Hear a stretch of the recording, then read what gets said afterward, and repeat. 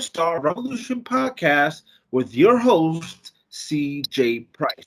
If you haven't already, go over to Facebook right now and type it in, folks. Five Star Revolution podcast and subscribe to our YouTube channel right now. Tonight, we have a very special guest, and his name is Jay Vara. How you doing tonight? How you doing, man? Good to see you again. And 5 star. It's gonna be a 5 star interview. Let's do it. Hell yeah, man. Let's do it. Let's do it. Let's start from the top here, man. Were you a fan of wrestling growing up? And if so, who are some of your favorites? Yeah, man. I've been a fan all my life since I was a little boy, and I've always looked up to the mainstream guys, but I've always had a mix of influence with the European, the Japanese style, and a lot of the Americans. So a little bit of everybody. It's been a mixture of the guys that I like. Hogan is definitely one of them. The Rock from the American acts, and there's a lot of European with the William Regals. And now that William Regal's kind of back on the map, you see the influence, and people are gonna start looking for these wrestlers and looking them up on YouTube. So that influence is deep rooted in wrestling. So that's definitely a lot of who I'm into. William Regals, the Rocks, Stone Cold, Bret Hart, Shawn Michaels. From the guys that people know, those are the ones that influenced me to kind of get into it. So, as a fan growing up, you already knew what good wrestling was. You wasn't into the Hulk Hogan's or anything like that.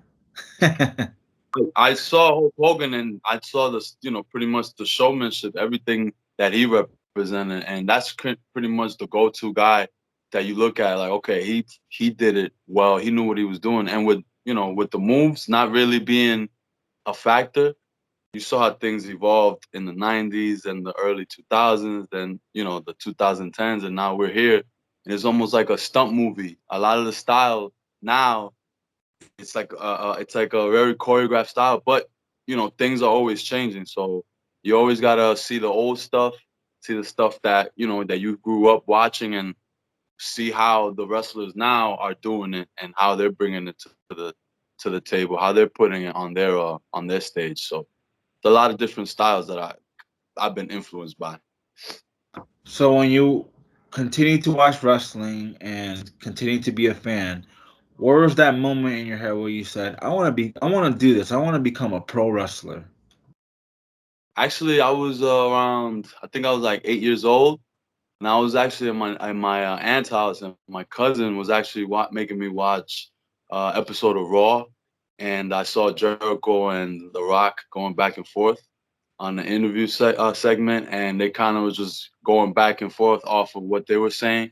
And after that, I was hooked. I saw him watching WCW at the same time, so I was already like, "What's going on here?" It was like something that I had never even seen in my life. Two different shows at the same time and kind of competing against each other. That's when I got like a glimpse of the Monday Night Wars, and then I saw The Rock talking and Jericho, and that's when I was like, "Wow, I got to see what leads to them fighting," and that's pretty Right. much when I was hooked.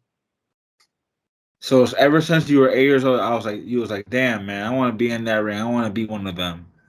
Yeah, I was always watching it, and then I saw that part, and I'm like, "Yo, these guys are talking. These guys are just bad mouthing each other back and forth for like 20 minutes." On like the first hour of the TV show. I had never seen that in wrestling. I'm always watching wrestling, flipping through the channels, and I see the guys in the wrist lock or a headlock, but then I never saw the show part of it. The entertainment Right. part. And that's when I was like, what is this, a soap? What's going on? A TV show, an action movie? And it was pro wrestling, and with those characters, like those large characters that kind of make you want to keep watching the show. So that was pretty much the first glimpse of the entertainment part that hooked me to it. So, how did you get your start in the professional wrestling business, and how did you find out about wrestling school in your area? Well, there was a time where I was just pretty much wrestling in the backyard like a backyarder, and it was something that I always wanted to do, and I wanted to emulate, my heroes. And then eventually, one of my friends told me about a school in Brooklyn, and I ended up looking it up. It was Gleason's Gym.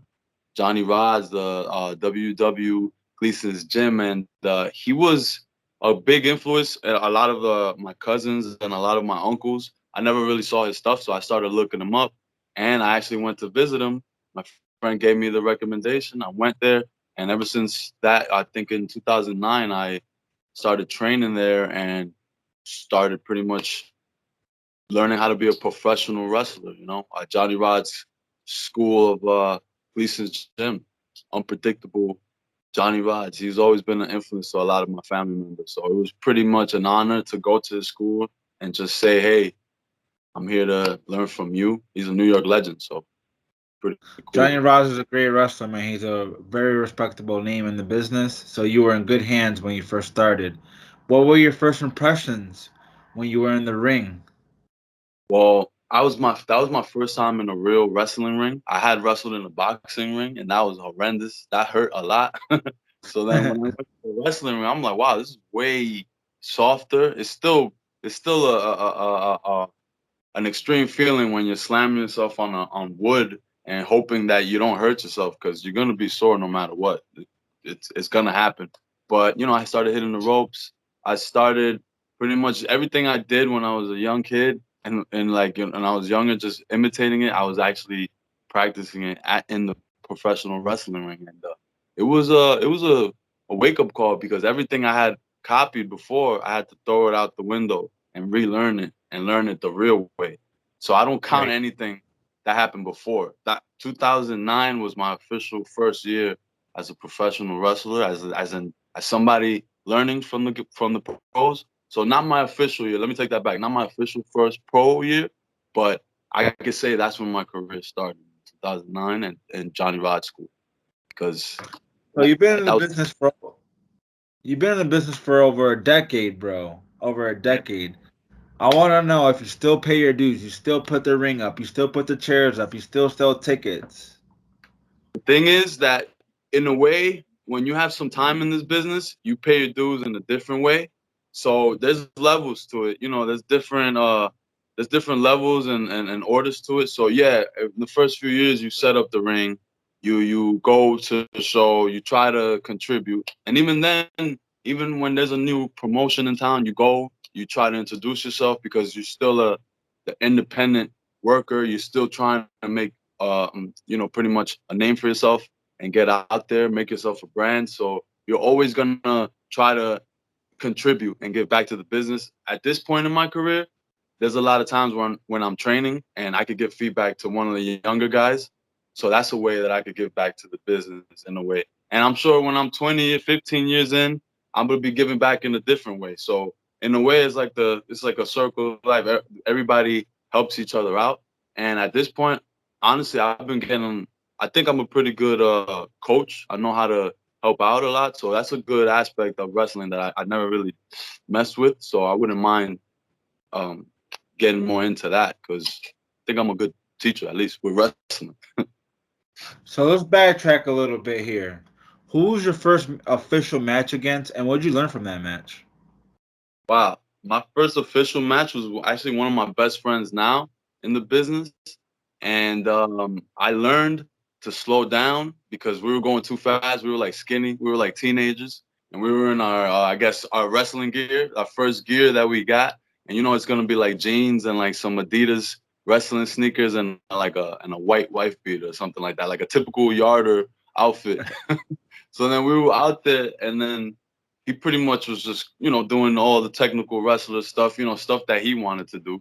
And I was doing my part of stuff that I wanted to do. It was a mess, but we both learned. Everybody was telling us to slow down. It was a quick matchup, but that's pretty much a glimpse of how it is to be in front of people and how they react to everything you're doing, entrance, what you do in the ring, when you finish, how you leave, all those little things I caught on, and I was like, wow, that first match was a mess, but it was my first match in the pro ring, and I'll never forget it. I'm sure he won't forget it either because we're in it now, and we're seeing that, wow, all those years you shed a lot of fat, and you kind of sculpted everything that you want. You kept everything that you wanted to keep in your arsenal to be what you want to represent. In the ring. Absolutely, absolutely, I 100% agree, man. So to piggyback off that question, what's one thing you wish you knew that you know now when you first started? have a athletic to have some type of athletic background is so important. Ballet, freaking football, basketball, track, all that stuff. It transitions into pro wrestling beautifully. All those feats can help you out in wrestling. So there was so many times I was so focused on being a wrestler that I wasn't focused on getting in a team, at a basketball team or something. I'm so focused on the getting to that school or getting just being a professional wrestler that I didn't think about, man, maybe all these sports in high school and in college could give me a better shot of getting an opportunity at a big company, because those are the guys that are looking at now. You know what I mean? And those are the guys that get the opportunities before those independent wrestlers that are been working for 10 years, 15 years, 20 years. Those guys put in a lot of time and it takes them a while. But when you're a pro athlete or if you have that background, you stand out more. So that's one of those things that I always look back at. Like, I wish I gave it more time, because I play soccer and I play football, but I never really went far into it. So it was something that I even advice I give to younger wrestlers that play a sport, get better at something. It helps with your footwork. It helps with your timing in wrestling. It's really important and it helps I out a agree. lot. I agree with that, man, for sure. Especially if you do a contact sport like wrestling, football would be a great way to transition into pro wrestling for sure. Definitely. So, for those people that are listening right now that don't know who Jay Vera is, explain who Jay Vera is. Who's the character? What's he about? Jay Vara is pretty much the complete being, the utter man, the guy who brings everything to the table. You see everything I've described, all my influences, everybody who I've watched growing up. I'm a little bit of every single one of those characters. I'm the complete package. I'm the guy who brings all styles to the table, whether it's lucha, whether it's a brawl, whether it's technical, doesn't matter. I could do it all. The complete man is here to be the complete being. So, are you ready for a challenge, my friend? Yes, sir. That was a challenge right there, man. Nah, You gotta. nah, that's not the challenge. That's not the challenge. I do this to every single wrestler that comes on my podcast. You're gonna be no different. I'm gonna challenge you to do a 30-second promo in Ooh, character, in character, yeah, on anything you want. Do you think you can do it? of course. Let's let's Definitely. let's see. Right. Let me know when I'm good to go. Whenever you're ready, my friend. Ladies and gentlemen, is there a shortage of talent? Look no further. You're looking for another pro athlete? He's been sitting under your nose this whole time. The complete and utter man, the all nighter, super excited. I'm the cream of the crop. I'm here to stay. Jay Vera has been around doing it all over the world, whether it's Germany, whether it's hell, Wales, it could be England, doesn't matter. You're gonna see the complete and utter man anywhere in the world doing what he does best. And that's being in that ring and being absolutely complete. I like that. That's not bad at all, man. I really do. So going off that promo, are you a heel or a face? And which one do you like to do best? Actually, I like being a heel. It's a natural thing that I want to be a heel. You know, everybody wants to be the bad guy, wants to be booed, but some people have a natural ability to have people cheer for them and be a baby face. So I always got recommended to be a baby face. But like I always wanted to practice being a heel, and I prefer being a heel. The character, complete man, the complete Jason Vera is definitely a heel with all the cocky, the way he presents himself, being the complete package. That's definitely a heel persona, and it's gotta channel it. And every time you do the character, I gotta make sure I talk about all my accolades, everywhere I've been, and how I'm a complete athlete. I try to pretty much match my opponent in with any style that I have. You know. So that promo was real. You've been to Germany and Wales and stuff like that? Yeah, I was in Germany for WXW for the camp. I only did a month, but I had a match afterwards, so I was able to travel on the weekends. They were off, So I was asking around to see if I could wrestle, and I was able to wrestle in Belgium for one weekend because I replaced the guy that hurt his ankle. So I was just out there. That's why I tell a lot of the younger guys that like just go out and be around it.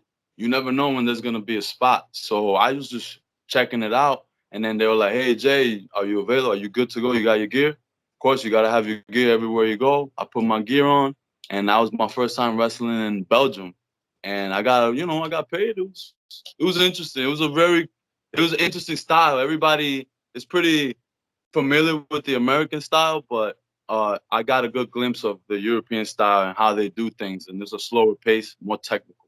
Same thing with England. They have a very technical style and they call things differently the way we do it. They don't call it the same terminology. So you got to be aware of that. So, yeah, traveled a couple places trying to see if I could go to Mexico maybe next or Japan, hopefully. Crossing my fingers. I love that, man. That you're trying all these different varieties of wrestling, so that way you can have another notch under your belt. Saying, "Yeah, I know that style. I know that style. I can wrestle all styles." That's pretty cool, man. Definitely. Thank you. Just trying to keep up with it. So before the show, you mentioned that you had an injury. Is that correct?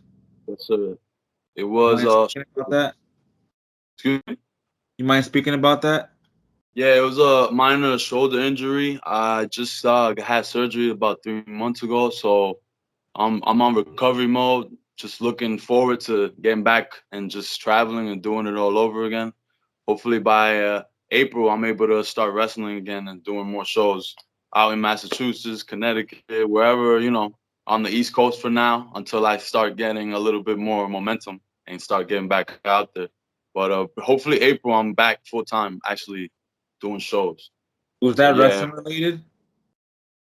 yeah, it was, and it was over time. I had beat up my shoulder over time, and I wasn't paying attention to it. And then eventually, I had to go get a checked out, and I saw that it was a minor tear, so I had to get it taken care of because it was one of those nagging injuries.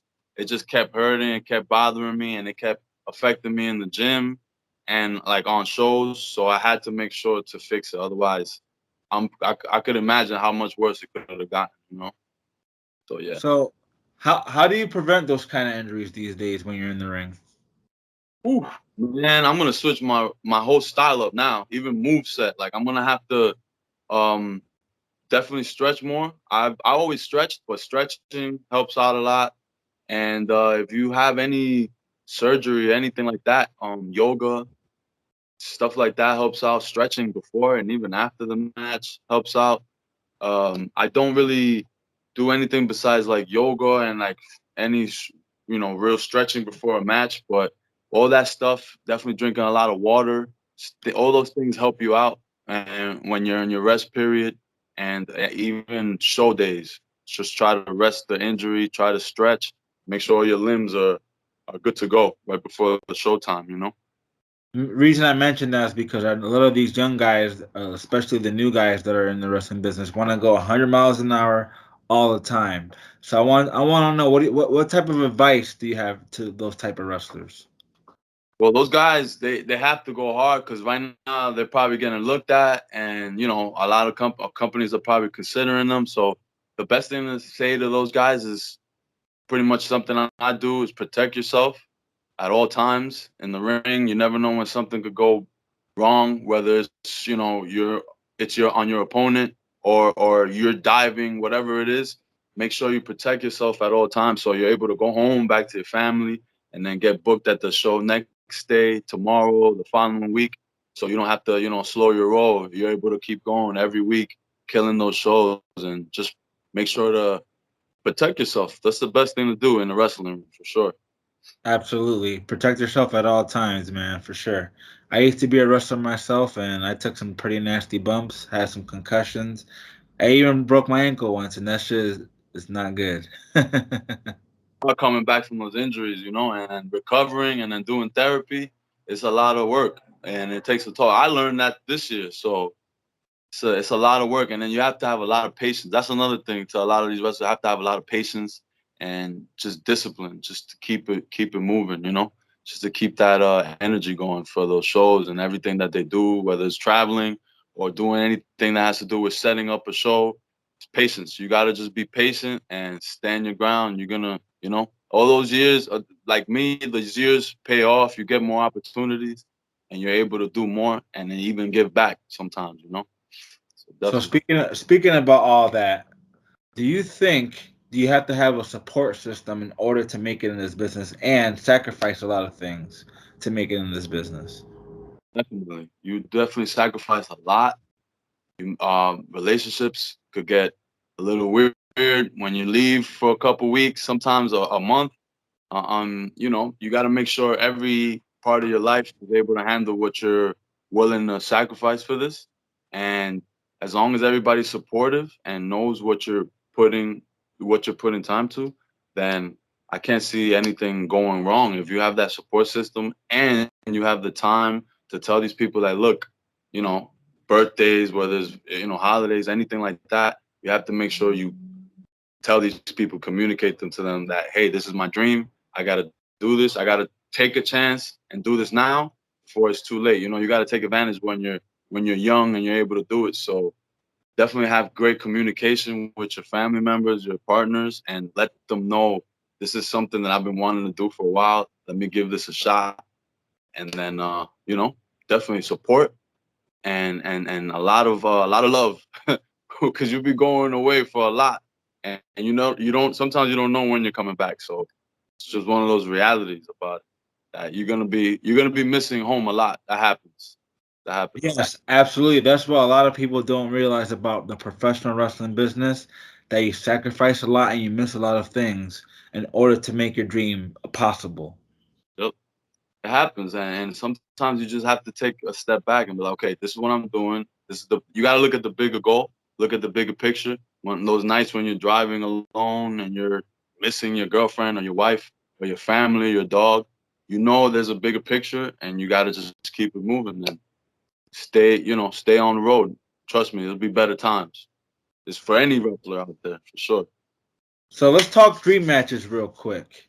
Yeah. Let's talk about some wrestlers you want to step in the ring with that you haven't had the chance to yet. Wow, man, there's a couple guys now on the indies that like haven't been signed that I would love to get in there with. Rich Holiday is somebody that I've been in cards with, and we never locked horns. We never did anything. Definitely would like to get a match with him, Richard Holiday. I still would like to get a match with Flip Gordon.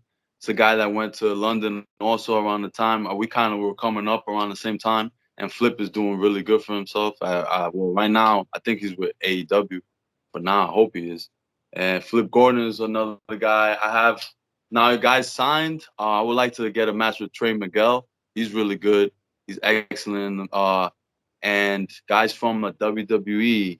I would love to have a match with Randy Orton. That would be awesome. Randy Orton's a legend. He's Yeah. he's smooth in the ring, and it would be a crispy match if I was to have a match with him. Anybody else? I also like Drew McIntyre. He's a heavyweight. He's one of them heavy hitter guys.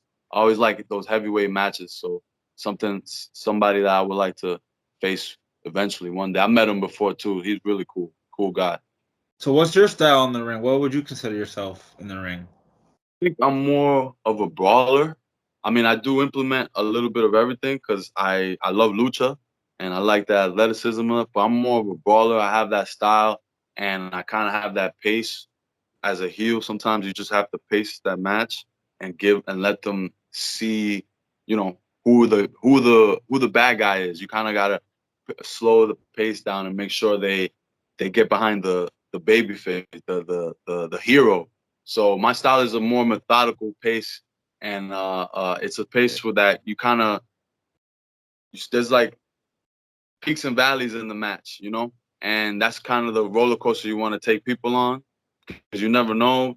So when you're out there, people want to see a fast-paced match. People want to see a 1 hour Broadway, like they used to say. But you just got to feel them out. And I like to listen to the crowd and not call everything. I like to listen to the crowd and let them see the match and see how they receive me, whether I'm a babyface or a heel. So I'm more of one of those methodical workers. I like that, man. There's not a lot of those left in the wrestling business. There isn't. John Cena was one of the last ones that he likes to listen to the crowd, and I hear that a lot on the podcast. He's always listening. It's like they don't do that. Everybody just wants to have everything. All right, you ready? Let's go over it. And it's like you're like, damn, that's not. Sometimes you have to make sure the crowd is into it. You don't know if they're gonna be into what you planned out 5 minutes ago. You don't know Right. what kind of it's gonna be. You know. Very true. Very true. And sometimes it's a learning lesson when you go in there and you have no crowd reaction at all. A lot of shows during the pandemic with no crowd. So you gotta like slow down. You have to really act like there's somebody reacting, and then you go. It's weird. It was weird. It was a weird time, but I'm glad there's people in the crowd. So, how do you carry yourself backstage? How do you deal with backstage politics, my friend? I want to know that. Whew, man, politics, man. Yo, that thing, that's never gonna go away. That's part of the business in a way, politics. But you just gotta carry yourself with a good head on your shoulders. Say hi to everybody. Make sure you know you're part of the show. You make sure you say hi to the promoter. You go say hi to the crew. You say hi to everybody. Make sure everybody knows who you are, what you're doing there, and it's time. When it's time to go, it's time to go. You keep your stuff with you. You always make sure you say hi to the boys. Help out any way you can, and go about your day. It's another day in the office when you're at the show, and then you see the name on your card. You make sure you're ready. You make sure you're on deck whenever it's time for you to go, and time to kill it. Whether it's 10 minutes, 15 minutes, 25 minutes, whatever they call, got to make sure you give the crowd what they want. But yeah, man, the demeanor at a wrestling show, it's what you make of it. Honestly, it's what you make of it. It could be somebody angry that they they got stiff. You got to make sure that everything goes smoothly. You know, keep the peace. You know, trying to make all the boys go back home in one piece. Sometimes that's not always the case, but you try to keep it going. You know. Absolutely. So, you're not one of those guys that go up to the promoter and say, "Hey, man, I don't want to lose to that guy." Oh man, no. You can't be that way. You're I'm not saying that I'm new, but you never that guy's the promoter may have never met me, you know? So if I go up to him, I'm gonna say exactly what he needs, and if I could provide that, make sure to make his guy look good, or vice versa, if they can make me look good by making the guy lose or whatever it is, whatever the case is, I'm gonna make sure I do what the promoter says, no matter what, and that's how you handle business, I'm not gonna like haggle him. Diplomatic, conversation there on if I'm gonna win or not. That's up to him, 100%. Well, I wish a lot of people thought like you because there's some out there that don't do that, and yeah. Honestly, everybody has their style. Hey, sometimes that works for guys. Sometimes that works for them. Everybody has Absolutely. My last question for you, Mr. Vera. What yeah. can we expect out of you in the next 3 years? What's in your future, my friend? Man, I've been in this business for a while, and I want to definitely take it to the next level. Hopefully, you guys will see me at maybe at Impact, MLW, AEW, one of those. I'm just trying to take it to the next level. Now with this injury, I'm gonna be on the recovery end of it. Hopefully, I'm done by April. I'm already back in the ring, and you guys can see me more on the East Coast, on the West Coast, hopefully in the Midwest, wherever you guys can see me wrestle. Just trying to get on the map more, and have a platform to showcase myself. I wish you the best in all of those adventures, my friend. I'm sure we'll see you on a TV screen soon. And I'm sure our fans want to know where can they follow you on social media. Yes, well, my Instagram is actually at JAY_VARA, and on Twitter is the complete one. So it's the complete one, fully spelled out, and the number one at the end on Twitter. Facebook is JAY_VARA. Thank you guys, and you can have my YouTube link right there with all my matches on the link at the bottom on my IG and everywhere else. Appreciate it. There you go, my friends. Go follow my friend Jay Vara on all those social media platforms. Go check out his matches on YouTube, and hopefully we get to see him in the ring very soon. Mr. Jay Vara, we wish you the best of luck in your career. And for you listeners, don't forget to join us on Facebook, Five Star Revolution podcast. Jay Vara, have a good night, my friend. Thank you, brother. Appreciate you. Thanks a lot.